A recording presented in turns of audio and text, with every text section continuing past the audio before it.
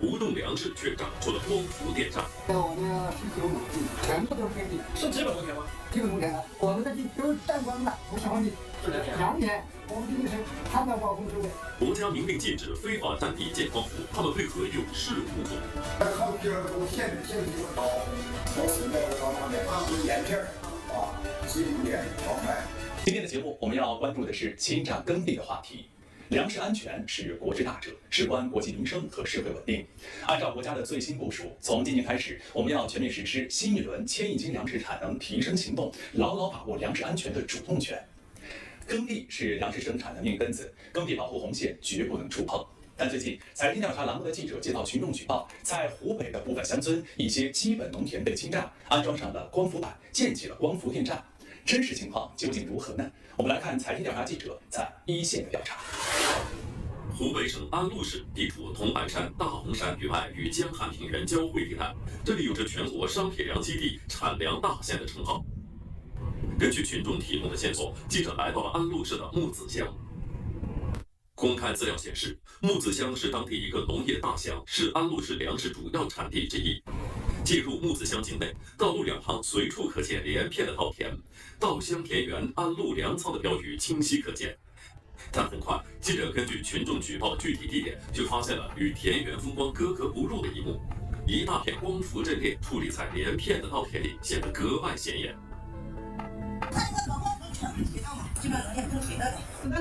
一提起眼前的这个光伏发电项目，村民们就你一言我一语，打开了话匣子。我们的地都占光了，不是荒地，是良田。良田，因为我们这哪里有田？荒地啊，荒地都是好良田，河边上水也有。我们这里是看到高空收的，后头有2000多亩。占了您多少地啊？占了我那19亩地。那您这19亩全是耕地？全部都是耕地。是基本农田吗？基本农田的。公开资料显示，木子乡的这个光伏发电项目占地约2000多亩，是一个农光互补光伏发电项目。记者查看卫星地图发现，木子乡这个光伏发电项目的光伏阵列至少有5块连片区域。那么，真如当地村民所言，光伏阵列占用的土地是基本农田吗？面对记者的疑惑，这位村民拿出了自家的农村土地承包经营权证，证书上清楚地写道，该片土地的性质属于基本农田。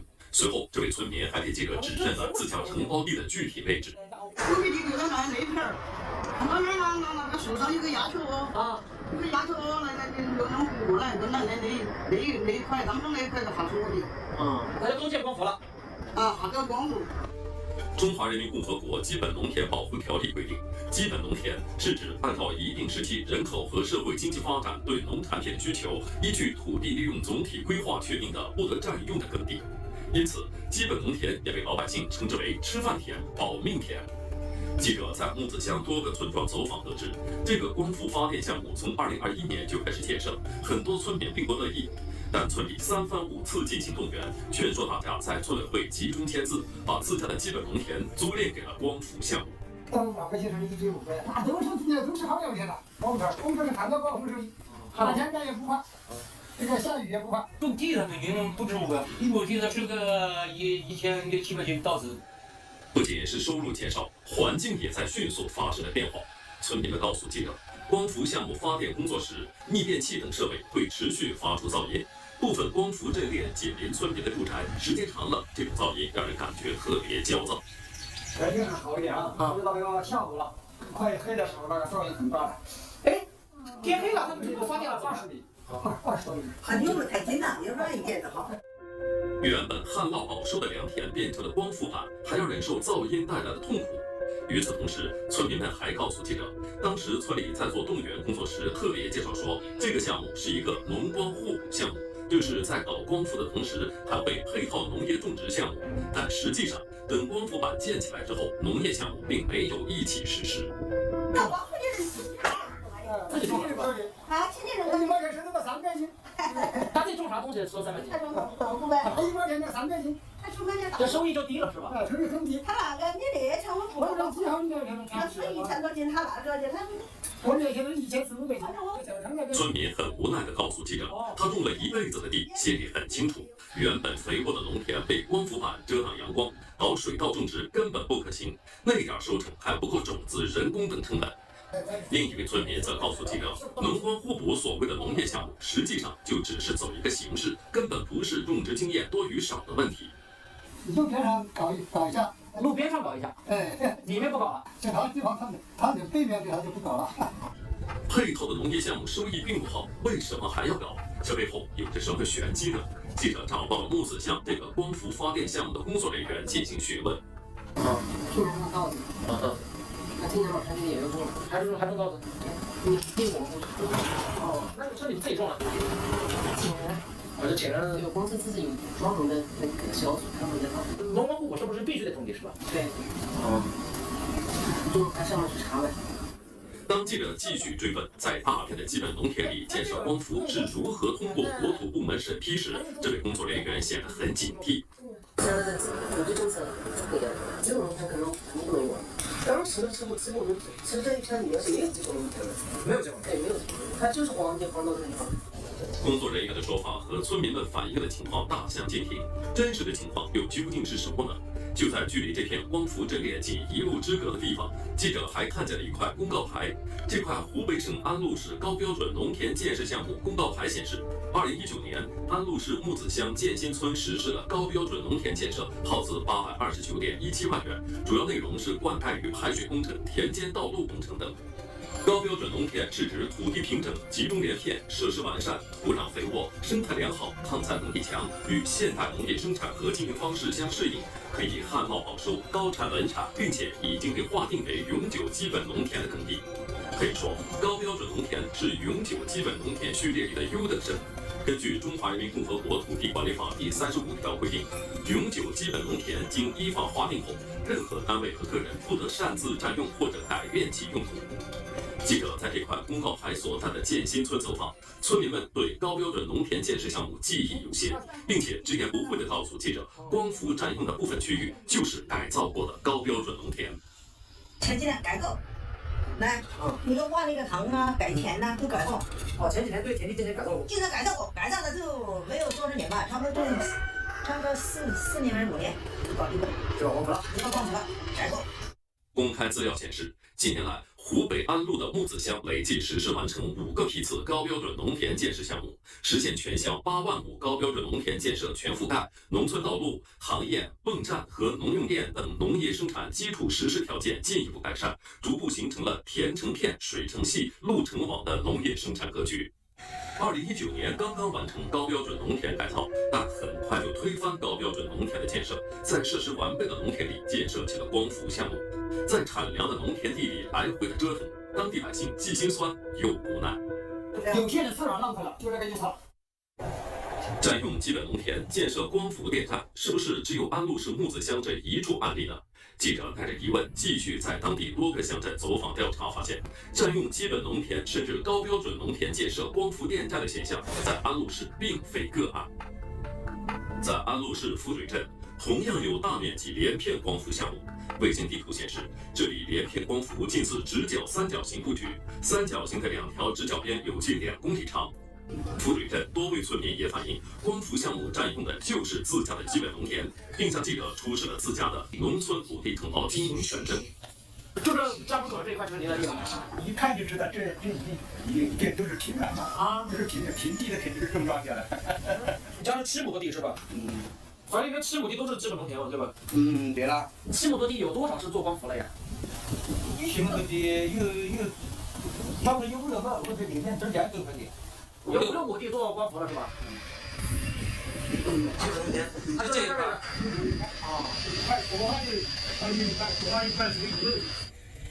多处占用大片基本农田建设光伏项目，当地的主管部门究竟是如何通过这些土地审批的呢？连续2个工作日，记者来到安陆市自然资源和规划局浮水国土资源所询问，都迟到了闭门羹。记者只好拨打门口留下的电话进行询问。人家是基本农田，基本农田能搞光伏吗？它不是基本农田，它是一般农田。请问一下，这个农村土地承包经营权证，这个东西是写的是难道写的错吗？写的有个是否基本农田，写的是不是？好，我看完这我还是没电话挂在这儿，这个怎么会显示基本农田的？面对记者的询问，浮水国土资源所的工作人员一口咬定光伏项目占用的不是基本农田，并称自己从来没见过标注是否基本农田的农村土地承包经营权证，之后就匆匆挂断了电话。近年来，为了实现双碳目标，国家鼓励和支持发展光伏。截至2023年12月底，我国太阳能发电累计装机容量达6.1亿千瓦，其中2023年光伏新增装机容量达到216.88吉瓦，同比增长148%，创下历史新高。在光伏发电迅猛发展的同时，相关部门对于光伏项目用地也出台了相应的规定。2023年3月，自然资源部办公厅、国家林业和草原局办公室、国家能源局综合司发布了关于支持光伏发电产业发展、规范用地管理有关工作的通知。通知中明确指出，新建、扩建光伏发电项目一律不得占用永久基本农田，光伏方阵用地不得占用耕地，占用其他农用地的，应根据实际合理控制节约集约用地，尽量避免对生态和农业生产造成影响。2023年11月，自然资源部印发的《乡村振兴用地政策指南》2023年再次强调，光伏方阵用地不得占用耕地，光伏发电项目配套设施用地按建设用地进行管理，依法依规办理建设用地审批手续。除了国家部委之外，湖北省能源局、湖北省自然资源厅关于规范光伏发电项目用地管理有关事项的通知也明确提出，禁止以任何方式占用永久基本农田，严禁在国家相关法律法规和规划明确禁止的区域建设光伏发电项目。然而，当地百姓告诉记者，占用基本农田建设光伏发电项目的情况，并不仅仅发生在安陆市。记者继续在一线展开财经调查。投入上千万打造高标准农田，跑马圈地矗立起成片光伏阵列。就是小地方大的，您家的地方是改造了吗？都改了。3令5施之下，农田里的光伏发电项目为何还在野蛮生长？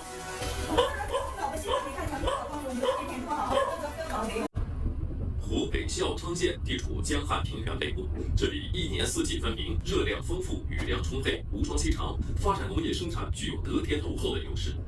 记者驱车前往孝昌县花溪乡，公路边保护耕地寸土必争的宣传标语异常醒目。然而讽刺的是，就在这个宣传标语的后方，记者看到了大片的光伏阵列。老百姓，你看一下，光伏天天种好好，这个都搞没有。您家的地它占了多少亩？您家的地？我们要3万块钱嘛，20亩。在孝昌县发布的《国土空间总体规划2021至2035》中，记者看到，孝昌县要优化各区夯实底线管控，其中花溪乡被列为了农产品主产区。但记者查看卫星地图发现，孝昌县花溪乡至少有7处连片的光伏阵列，其中位于占家堰的光伏阵列连片区域有800米长、400公里宽。你个人有多少的地在里面？有10样土地在里面，是吧？这位村民直接拿出了自家的农村土地承包经营权证，证书上清楚地写着他家承包的9.54亩土地全部是基本农田。然而，记者跟随这位村民走到承包地里，却看到国家明令严格保护的基本农田，现在已经被大面积的光伏阵列所遮盖。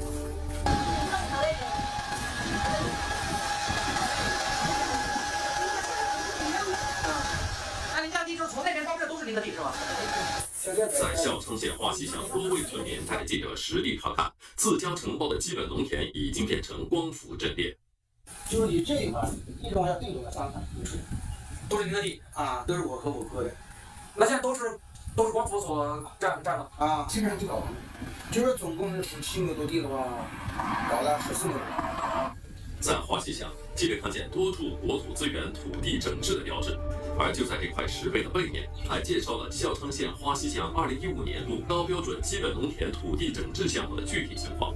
2016年11月至2017年10月，孝昌县国土资源局在花溪乡新民村、燕冲村、冯庙村、邱家村4个行政村实施高标准基本农田土地整治，建设规模12000亩，总投资规模2900万元。项目工程主要是土地平整、坑塘填埋、土地翻耕等。多位村民告诉记者，几年前自家的承包地里确实进行过高标准基本农田土地整治，但现在整治好的高标准基本农田却被光伏阵列给占用了。你那个田有一点弯的，给你搞直一点，我那地那边弄。就是给小田开大的。您家的地当时是改造的吗？记者注意到，花溪乡的这个项目按规划是要建设一个500兆瓦的风光储一体化项目。一期200兆瓦光伏项目总占地面积5000亩，2022年12月首批光伏组件已经并网。然而，电价的工作人员却告诉记者，他们的效率并不理想。现在一个电价很便宜，然后再就是会有限电。限电？什么叫限电？就是现在光伏风电很多呀，然后销量不了更多，那就可能就限电了。就是你发出电人家不一定要你。你可以这么理解吧。虽然一期并网后运行情况并不理想，但公开资料显示，花溪乡这个发电项目的2期、3期却依然在筹备中。